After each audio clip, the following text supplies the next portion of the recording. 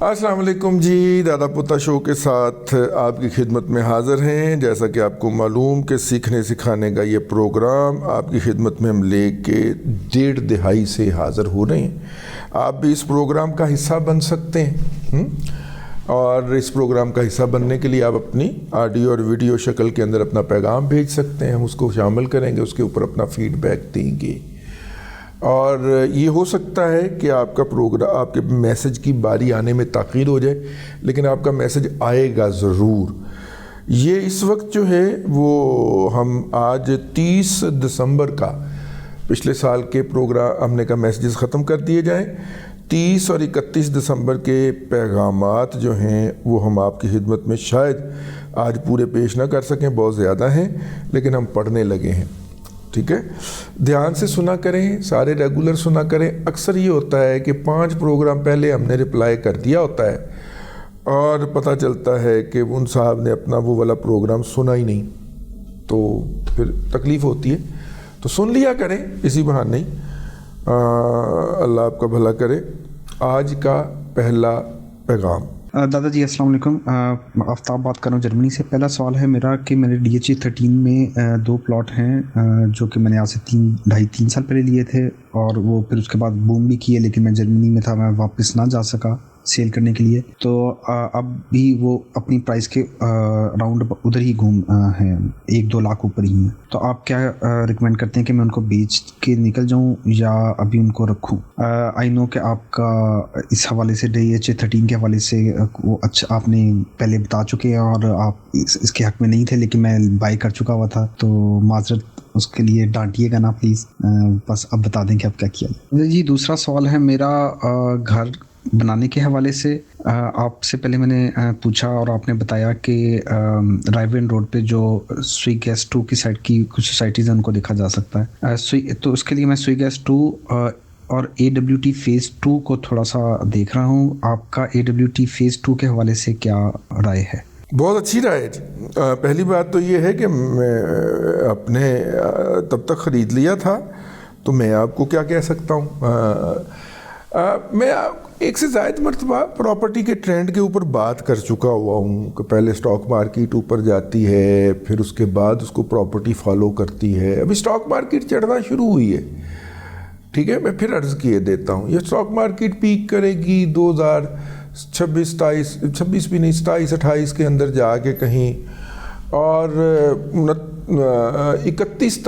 30-31 تک جا کے تو پراپرٹی پیک کرے گی۔ اگر تو آپ اس وقت تک ہولڈ کر سکتے ہیں تو یہ 50% 100% گین بھی دے سکتا ہے یہ آپ کو، یہ والا۔ لیکن اگر آپ اس وقت تک انتظار نہیں کر سکتے اور آپ کے پاس کوئی آلٹرنیٹو پریپوزیشن موجود ہے جس کے اندر آپ یہ سرمایہ ڈالیں گے تو وہ زیادہ تیزی سے اوپر بڑھے گا، تو پھر آپ اس کی طرف چلے جائیے، ٹھیک ہے۔ پراپرٹی میں فی الحال یہی معاملات چلیں گے، ٹھیک ہے۔ اس وقت انٹرسٹ ریٹ بہت ہائی ہیں اور پراپرٹی کے اندر جو ہے وہ والے معاملات چل رہے ہیں، تو مطلب کہ بجائے اس کے کہ آپ کروڑ روپیہ 1.5 کروڑ روپیہ ڈاؤن پیمنٹ دیتے ہیں اور پراپرٹی خریدتے ہیں، ٹھیک ہے، اس کی بجائے کوئی قسطوں والی پراپرٹی دیکھ لیں، پیسے جڑے ڈاؤن دینے نے جمع کرواؤ، ادھروں پروفٹ لو ادھروں قسط دے جاؤ، پیسے ہوتے ہی بھی ایک فارمولہ لگایا جا سکتا ہے، ٹھیک ہے۔ اور اسلامک بینک میں جمع کروا لیں، ٹھیک ہے، کسی اور میں جمع کروا کے ادھر سے جو قسط آئے کوارٹرلی یا 6 منتھلی وہ ادھر پیمنٹ کری جاؤ، اور آپ کی اماؤنٹ بھی وہاں پہ رہے اور ایسٹ بھی بن جائے۔ کی خیال ہے؟ ویسے وہ ہوتا ہے نا پارشل، اس کی قسطوں میں الاٹمنٹ ہوتی ہے، اس کے بعد اگر اس کی آدھی اماؤنٹ جتنے پیسے بھی آپ نکال کے ادھر کر کے تو پراپرٹی اپنے مطلب فرض کریں نا، میں مثال کے طور پہ بات کر رہا ہوں، آپ 1 کروڑ روپیہ جو ہے وہ پراپرٹی مل رہی ہے 1 کروڑ روپے کی، اچھا جی، پھر جی آپ قسطوں پہ لینا چاہیں تو ڈاؤن پیمنٹ دے دیں جی آپ اتنے پیسے، اوکے، باقی اتنی قسطیں دے دیں تو پوزیشن کے اوپر اتنے دے دیجیے گا، ٹھیک ہے۔ اب آپ کیا کرتے ہیں، ڈاؤن پیمنٹ کرتے ہیں، اس کے بعد وہ اماؤنٹ جمع کروا دیتے ہیں نیشنل سیونگ کے اندر اپنی دادی کے نام کے اوپر یا امی کے نام کے اوپر، اور اس کا آپ کو 1.5 لاکھ روپیہ، کروڑ کا 1.5 لاکھ روپیہ، 1.25 لاکھ روپیہ ملنا شروع ہو گیا، ٹھیک ہے، اور وہ آپ جمع کر کے 3 مہینے کے قسط جمع کروا آتے ہیں، ٹھیک ہو۔ اور اگلے 1.5 سال کے اندر 1.5 سال 2 سال کے اندر وہ قسطیں نے پوری ہو گئیں. اوکے, اب وہ کہتے ہیں جی اب آپ کی پراپرٹی تیار ہو گئی ہے, لائیں اتنے پیسے دیں ڈاؤن پیمنٹ اور اس کی پوزیشن لے لیں. اگر کروڑ روپے میں سے 25 لاکھ روپیہ یا 50 لاکھ روپیہ مزید دے دیتے ہیں آپ اور وہ پراپرٹی اپنے نام پہ کر لیتے ہیں تو 50 لاکھ دی تو بچت ہو ہی نہ پائی. 50 لاکھ روپے سے اوپر بھی اچھا بھلا انفراسٹرکچر کھڑا ہو سکتا ہے. ٹھیک ہے نا. تو اس طرح کا کوئی فارمولہ لگایا جا سکتا ہے. انٹرسٹ ریٹ بہت ہائی ہے اور اگلے کچھ عرصہ بھی رہنا ہے. السلام علیکم دادا جی, ماشاءاللہ کیسے ہیں آپ؟ طبیعت سے ٹھیک ہے آپ کی؟ سر میرا ایک چھوٹا سا کویسچن تھا. میں نے حال ہی میں پاکستان اسٹاک ایکسچینج کو جوائن کیا ہے, تو اس میں زیادہ ایکسپیرینس اور تجربہ نہیں ہے, لیکن کچھ ٹائم میں نے کوئی 5-7 سال میں نے فوریکس ٹریڈنگ کی ہے اور ماشاءاللہ اس میں ٹھیک ٹھاک ایکسپیرینس رہا ہے میرا اور ٹھیک ٹھاک ارننگ بھی کی ہے. اب میں اس میں ورکنگ سٹارٹ کی ہے ادھر پاکستان اسٹاک ایکسچینج میں اور AKD والوں کے ساتھ اکاؤنٹ اوپن کروایا ہے. سر ادھر میرے لیے سارے شیئرز نئے تھے, کچھ بھی مجھے علم نہیں تھا, تو میں نے کچھ سرچ کرنے کے بعد شیئرز دیکھے ہیں, ایوانسیون اور گنی گلوبل ہولڈنگ لمیٹڈس, اور تیسرا ہے دیوان سیمنٹس. ان کے حوالے سے مجھے ذرا کائنڈلی انفارم کیجیے گا, کیا ان کو مجھے بائی کرنا چاہیے یا ابھی ویٹ کرنا چاہیے یا کچھ اور. اور دوسرا میں نے آپ کا فوجی فوڈز کا بھی دیکھا تھا جو آپ نے لاسٹ ویڈیوز میں بتایا تھا, تو وہ مجھے زیادہ انٹرسٹڈ نہیں لگ رہا تھا, اس وجہ سے اس کے اوپر بھی تھوڑی سی روشنی ڈال دیجیے گا. دیکھیں بات سنیں, آپ نے ایک بہت کرو قسم کے بروکر کے پاس اکاؤنٹ کھول لیا ہے. عقیل بھائی آندھا تو میٹھے چول کھاندا. عقیل بھائی صاحب جو ہیں وہ نہ صرف کہ مارکیٹ میکر ہیں بلکہ بریکر بھی ہیں, تو وہ مارکیٹ بناتے ہیں. اور عقیل بھائی جدھر کو چل رہے ہوں دنیا ادھر کو چل پڑتی ہے. تو آپ تو خوش قسمت ہیں کہ آپ ان کے بروکریج ہاؤس کے اندر بیٹھ گئے جا کے ہیں, تو انہیں کہیں کہ آپ کو ریسرچ رپورٹ بھیجا کریں اور آپ کو بتایا کریں, بائی اینڈ سیل کی کال دیا کریں. اگرچہ وہ آپ آن لائن بھی اگر تھوڑی سی ریسرچ کریں گے تو آپ کو کسی بھی اسٹینڈرڈ سیکیورٹی وغیرہ کے ہاں مل جائے گی. بائی اینڈ سیل کی کال کب جنریٹ ہوتی ہے کس شیئر کے اندر, وہ آپ کو مل سکتی ہے. تو یا آپ وہاں سے کر لیں یا عقیل بھائی آپ ان کے کلائنٹ بن گئے نا, اب آپ کو ریسرچ بھیجنا ان کے فرض ہائے منصوبی کے اندر شامل ہے. تو انہیں کہیں آپ کو ٹریڈ بھی کروائیں. اور عقیل بھائی جو ہیں وہ ٹرینڈ میکر ہیں, مطلب ان کے ساتھ ہمارا اختلاف اپنی جگہ پہ, ایک تو وزن کا اختلاف ہے نا کہ ان کا وزن بہت زیادہ ہے, ٹھیک ہے نا. ایک اس کا اختلاف ہے کہ جناب وہ مطلب جو ادارہ کہتا ہے کہ فلانے کو اتنے پیسے بھجوا دو وہ بھجوا دیتے ہیں, ٹھیک ہے نا. فائنانسر ہے پاکستان کے اندر, ہر دھرنے کے, ہر احتجاج کے, ہر میڈیا ہاؤس کے فائنانسر ہیں عقیل بھائی, جو کہ بھائی لوگ جو ہے وہ لانچ کرواتے ہیں, عقیل بھائی کے ذریعے لانچ ہوتے ہیں. تو اس لیے وہ اپنی جگہ کے اوپر رہ گئی, وہ ہمارا ان کا اختلاف اپنی جگہ پہ, لیکن مارکیٹ کے تو وہ پلیئر ہیں نا اور بلش رہتے ہیں ہمیشہ. مجھے ان کی یہ ادا بہت پیاری لگتی ہے. تو بھائی جان آپ اگر ان کے ہاں پہنچ گئے ہیں تو ان سے کہیں کہ آپ کو ٹریڈ کروائیں. ان سے بہتر پاکستان کی اسٹاک مارکیٹ کے اندر جو ہے پلیئر میں نے نہیں دیکھا آپ نے. اور پھر پرخلوص آپ پتہ نہیں ان کے کس ایجنٹ کے ہتھے چڑھے, لیکن عقیل بھائی بڑے خلوص کے ساتھ آپ کو ٹریڈ کرواتے ہیں اور آپ کے پروفٹ پہ باقاعدہ خوش ہوتے ہیں, ہنستے ہیں. ان کے جو پیٹ ہے اس میں پھر باقاعدہ جوار بھاٹا آتا ہے جب آپ انہیں بتاتے ہیں کہ آپ نے ان کی بدولت اتنے پیسے کمائے. تو اس لیے زیادہ مناسب ہوگا دماغ سوزی کرنے کی بجائے نا عقیل بھائی پہ سواری کر لیں, ٹھیک ہے. باقی غنی گلوبل اچھا ہے, ان کا UAE میں میرا خیال پلانٹ جو ہے وہ اس کے ذریعے ہینڈل ہوتا ہے, شاید اس طرح کی کوئی صورتحال ہے. اور یہ اس پہ میں نے ڈے ٹریڈنگ کے لیے فوجی فوڈ کہا تھا, نیچے آنا شروع ہو گیا, 10 کے راؤنڈ اباؤٹ آ گیا ہے, اور بھی تھوڑا سا نیچے آئے تو دیکھ لیجئے گا. میرا خیال مشکل لگتا ہے 10 سے نیچے آئے. تو اس دن کا شیئر میں نے کہا تھا, پتہ نہیں آپ تک وہ انفارمیشن کب پہنچی. السلام علیکم سر میں نوید بات کر رہا ہوں. سر میرے 1-2 سوال ہیں. پہلا تو یہ کہ ابھی جو ڈالر کا ریٹ چل رہا ہے یہ جب تک IMF کا پروگرام نیا جو ہم لیں گے اس تک بہتر ہونے کا کوئی چانس ہے, اور آگے جا کر ہمیں جو پیمنٹس کرنی ہے اس کے بعد ہمارے ڈالر پر کتنا پریشر آ سکتا ہے اور یہ کہاں تک جا سکتا ہے, اس کے بارے میں تھوڑا سا بتا دیجئے. اور یہ दूसरी बात ये कि हम अपने लोगों को टेक्निकल स्किल्स जो भी आजकल के दौर की हैं उनमें क्यों नहीं इस्तेमाल करते। जो ऐसे मुल्क हैं जिनके पास ये टेक्नोलॉजी है उनके सेंटर्स क्यों नहीं बनाए जा सकते। सेंटर्स बने हुए हैं जी, हमें उसका इल्म नहीं, और जिनको इल्म है वो वहाँ पे लाइन लगा के खड़े रहते हैं। ठीक है, मैं आपसे अर्ज़ करूँ पंजाब लाहौर के अंदर, लाहौर की बात ही कर लूँ, मेरे इल्म में ज़्यादातर वही है। यहाँ पे Punjab technical and vocational training authority है, टैफ्टा कहते हैं उसको। ठीक है, टैफ्टा ने एक स्कूल खोला हुआ जी, ये खाने पीने का, ये सिखाने का। ठीक है, और वहाँ पे बच्चे दाखिला करते हैं, वो बच्चों को शेफ़ बनाते हैं और भी बहुत सारी चीज़ें सिखाते हैं। और अगर बच्चा करना चाहे तो निकलते ही जॉब है, लेकिन उसकी बजाय हमारे बच्चों ने डांग दी होती है माँ बाप को। वो भी हमारे दोस्त ही हैं, वो एक प्राइवेट कॉलेज खुला हुआ है, वहाँ पे जाके बच्चे अपने माँ बाप को कस से रगड़वाते हैं और लाखों रुपए फीसें दे के और वहाँ पे पढ़ते हैं। सरकारी भी है यार, आप अंदाज़ा करें, मैंने एक बंदे को उस सरकारी कॉलेज में भेजने की कोशिश की, उसने मुझे रोने वाला कर दिया। मैंने उसे गली बताई, जगह बताई, वो उसके आगे से घूम के वापस आ जाए, नहीं मिलता जी। वो मैं कहूँ नहीं, वहाँ पे जा, वहाँ पे जाके इधर हाथ देख, इतने कदम चल के दाएं हाथ देखेगा सामने, नहीं मिलता जी। ठीक है, उसने मुझे रूहान सा कर दिया यार। इतनी दफ़ा उस बंदे ने मुझे फ़ोन किए, क्योंकि वहाँ पे मुफ्त में हो रहा था।